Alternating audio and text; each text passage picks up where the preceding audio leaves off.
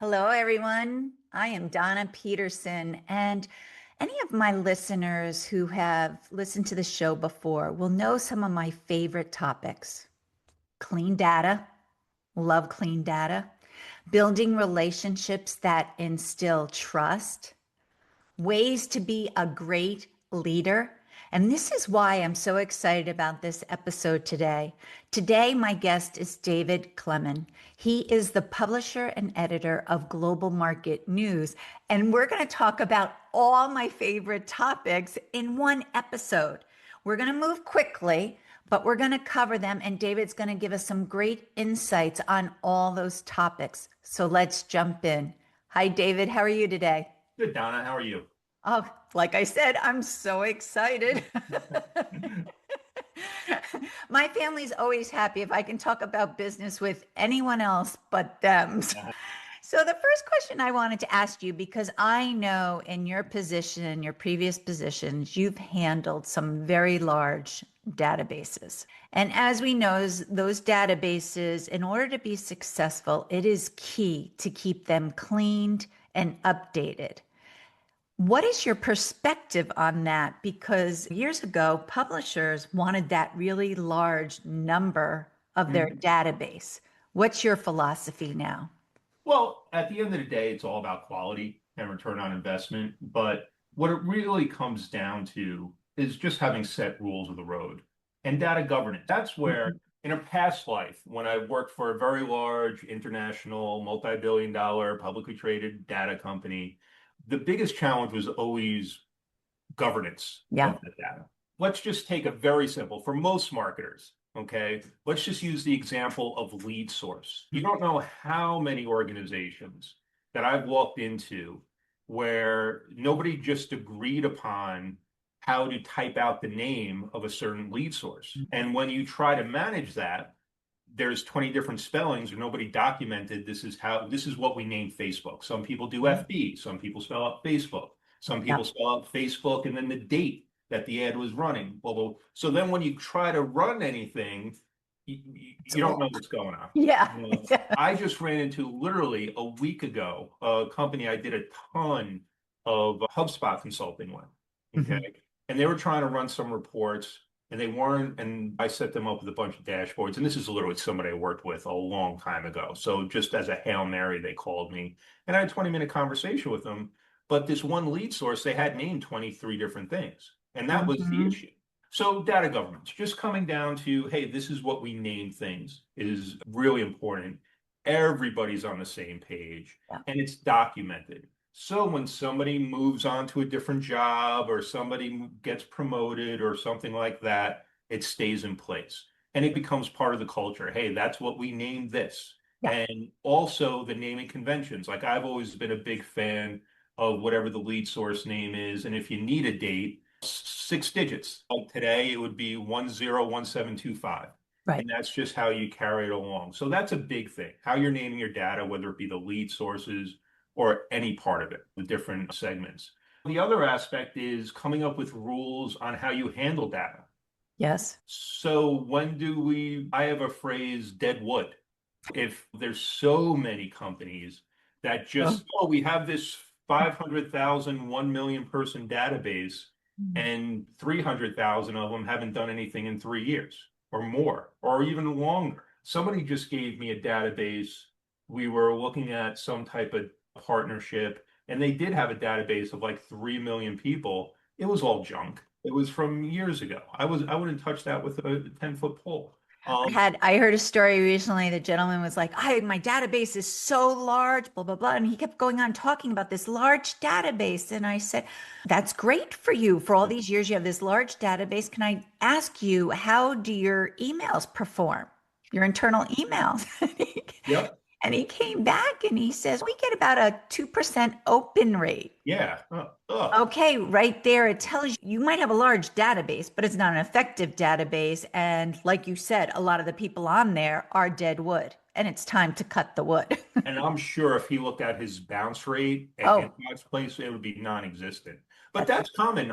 Going back to that previous life, working with very large companies on data, I would go to some very big world-known names, Uh, and they would be taking in our data, and they're like, yeah, your data stinks. And of course, you go as the product owner, you go, okay, let's really figure out what's going on. yeah. And no exaggeration, probably 8 to 9 times out of 10, if I just asked the question, when was the last time you updated this data? Yeah.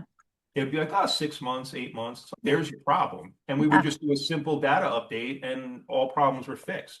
And Especially now where people are changing jobs a lot faster than they ever used to years ago. And Mhm. titles, there's more titles today.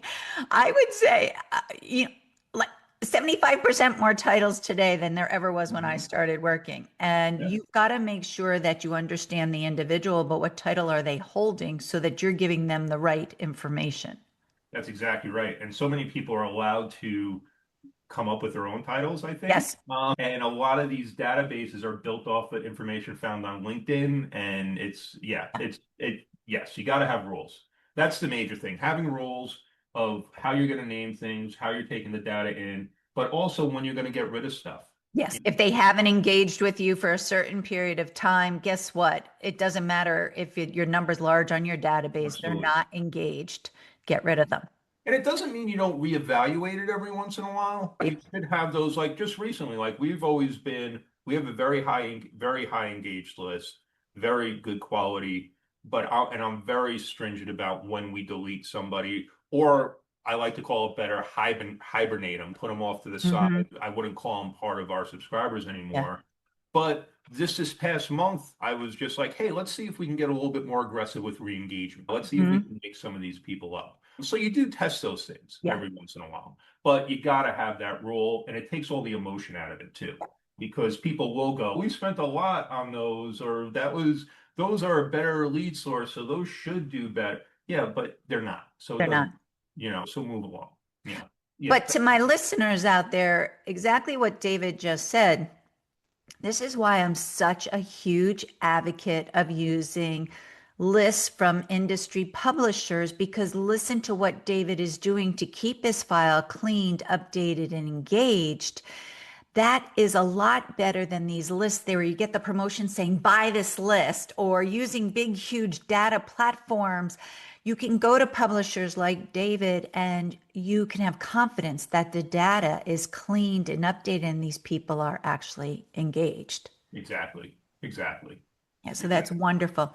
So another question I had for you is how can brands and leaders maintain clarity and even credibility in this world where AI generated content and the market is so noisy everywhere right now?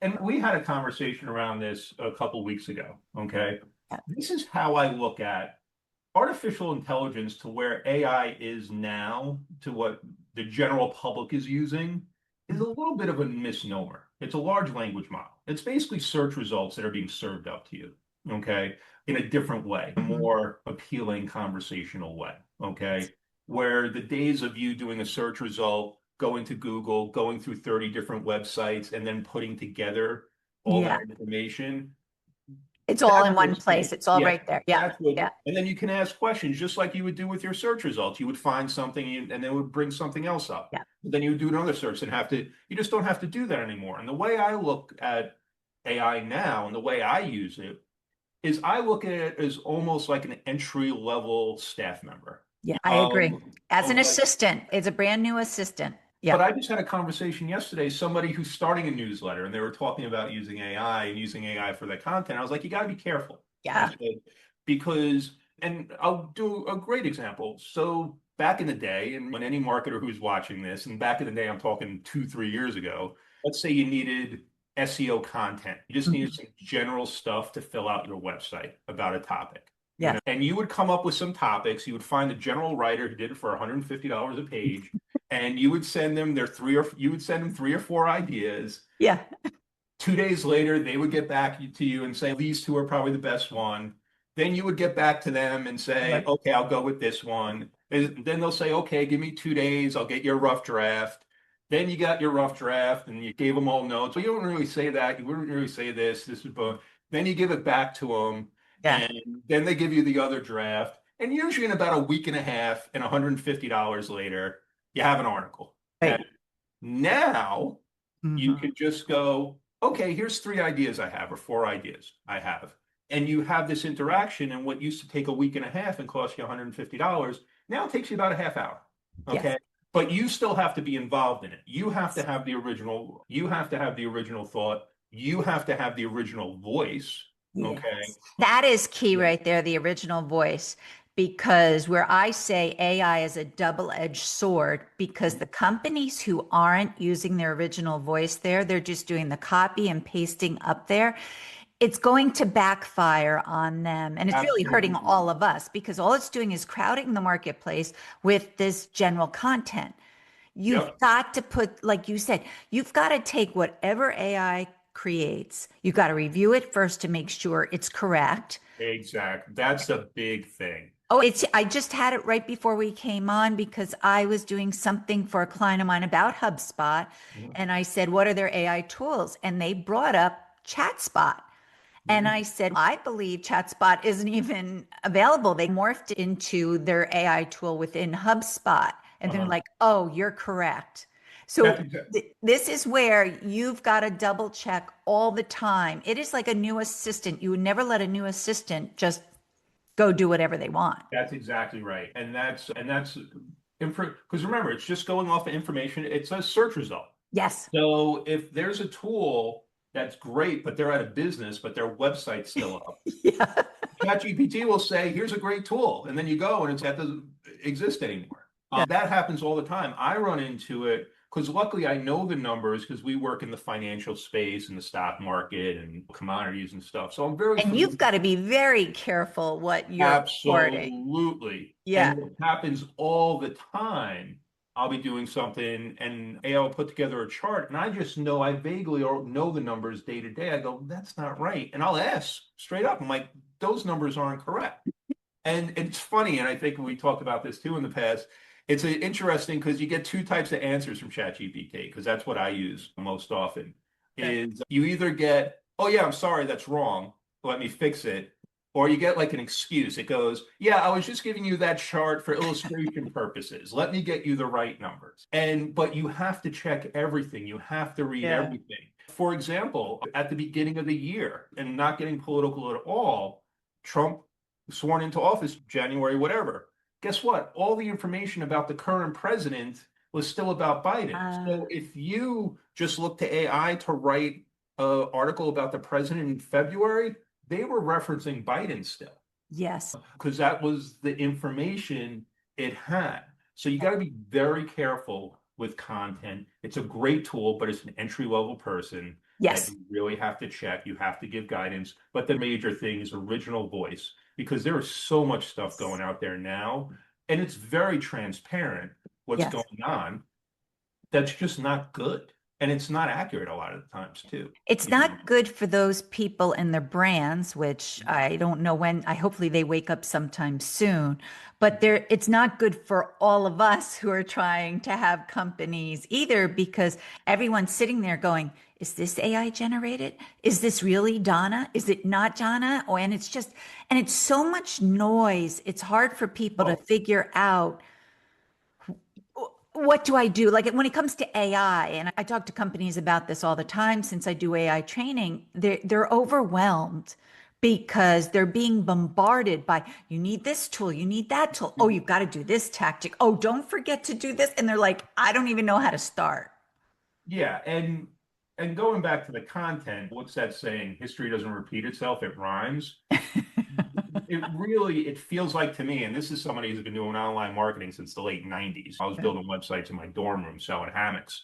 And it reminds me of the day, what I figured the Wild West days of SEO, but where everybody was just doing tons of spam content, Yes. just getting it out there because they could. And anybody with the most content felt that they were getting some advantage. Now, the search engines don't really work that way anymore, but No. it used to work great. And now what we're seeing a lot of times too, now you're seeing everybody, how do I optimize for Chat GPT? Well, you Yes. really don't.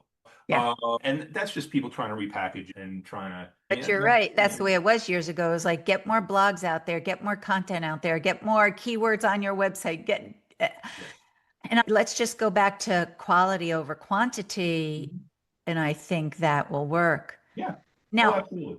based on what we were just talking about, what have you learned about leading through all these technological changes?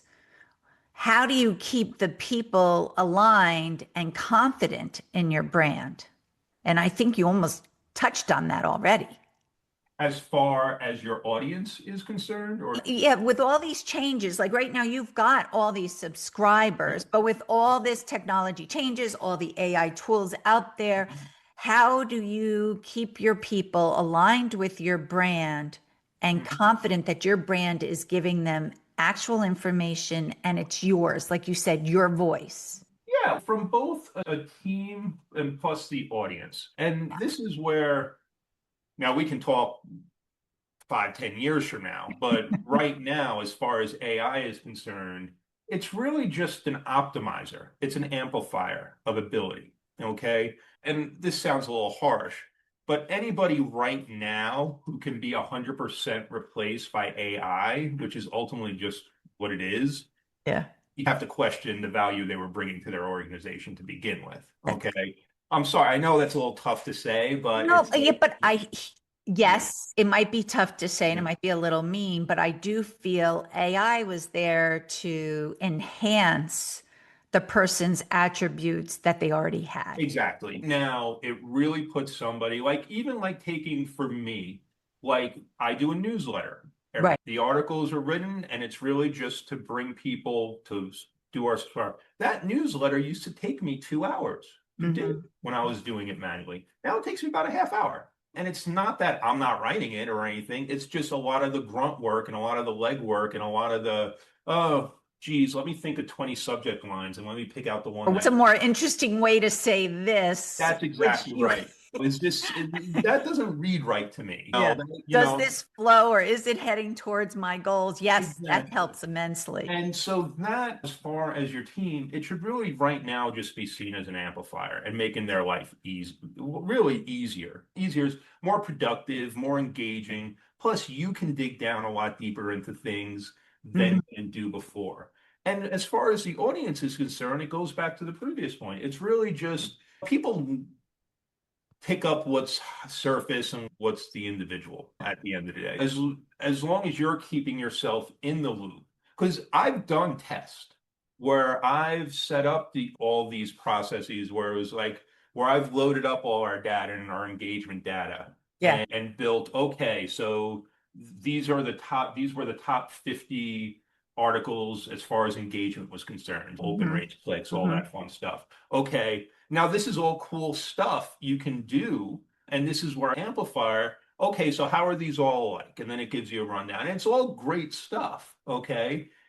But that's where it ends because then I've tried to take it a step further, okay, where you go, okay, why don't you every 24 hours, going off of this criteria, find top news stories Yeah. within the past 24 hours that you feel our audience would be interested in. Yeah. Okay. Yes. Always garbage. Always garbage. Always way off. Always just worthless. Okay. And then trying to take it to the next step. Okay. So take those and my writing style, Yeah. and it does pick up your writing style and stuff like that and mimic that. But you then write an article up. Garbage. I would never put that out Yeah. anywhere. Okay. But guess what? There's a lot of companies that are, and you Oh, can, okay. yes. So you still have to be involved in the process. Okay. Yep. But people shouldn't be afraid of it. And once again, the only people I feel really concerned for, and I think we talked about this, are people entering the job market now. Because that's a little concerning because I just had a conversation with my cousin's son, who's a lawyer, and he's in his mid 30s. And I'm like, with legal, because that's a big talk around AI, because if you do all the Yes. research Yes. real quick. And I'm fine because I'm really concerned about the people that are just starting their legal career now because the first 2, 3 years of your career is just doing research for the lawyer that's in charge of the case, or, and I'm probably using the wrong terminology. You don't need as many people doing that anymore. And that's how they learn their trade. And in Right. most things, whether it be marketing or whatever, when you first enter, you're that grunt person doing all the research and filling out the Excel spreadsheets and stuff. You don't really need that anymore.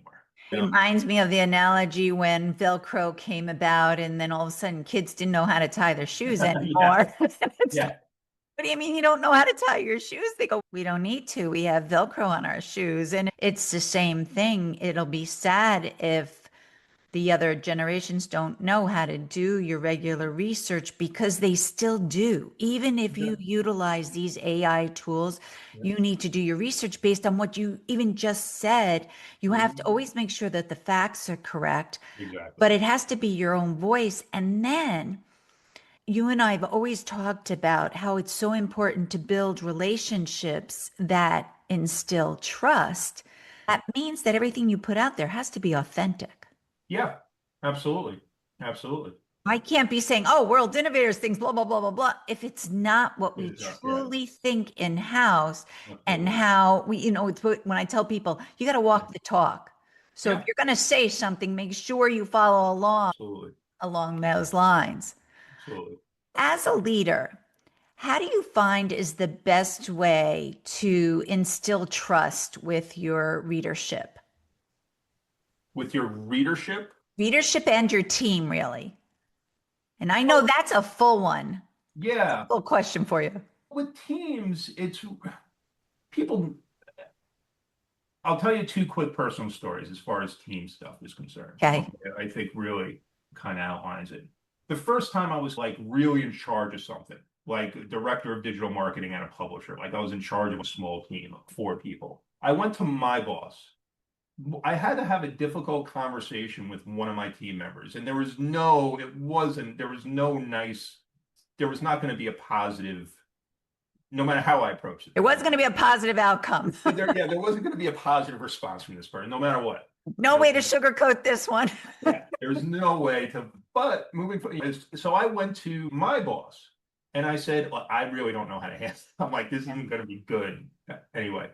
And he said to me, and with no malice or anything, he said to me, Dave, sometimes in these situations, a little white lie is okay. Okay. I never trusted that guy again.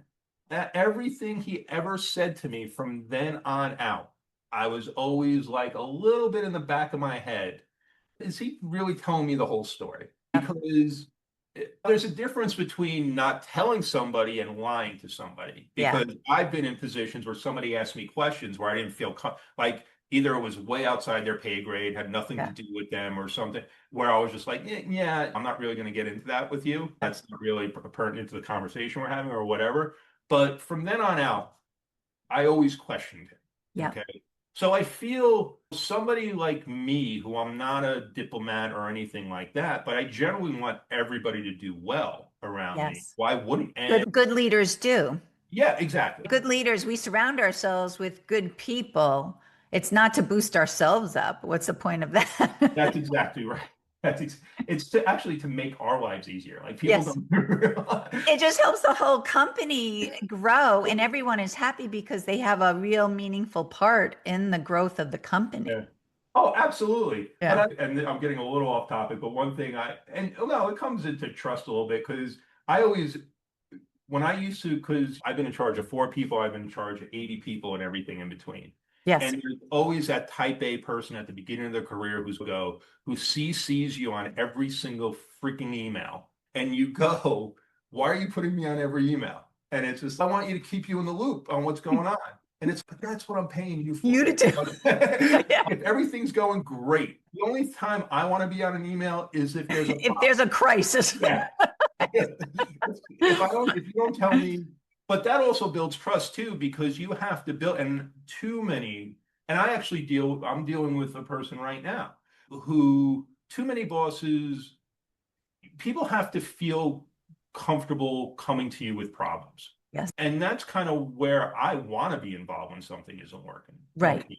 And people have to feel comfortable with that. Yeah. Where I get annoyed is when somebody doesn't get me in the loop fast enough. But I work with somebody right now where we're coming to a different strategy, and this strategy was the plan.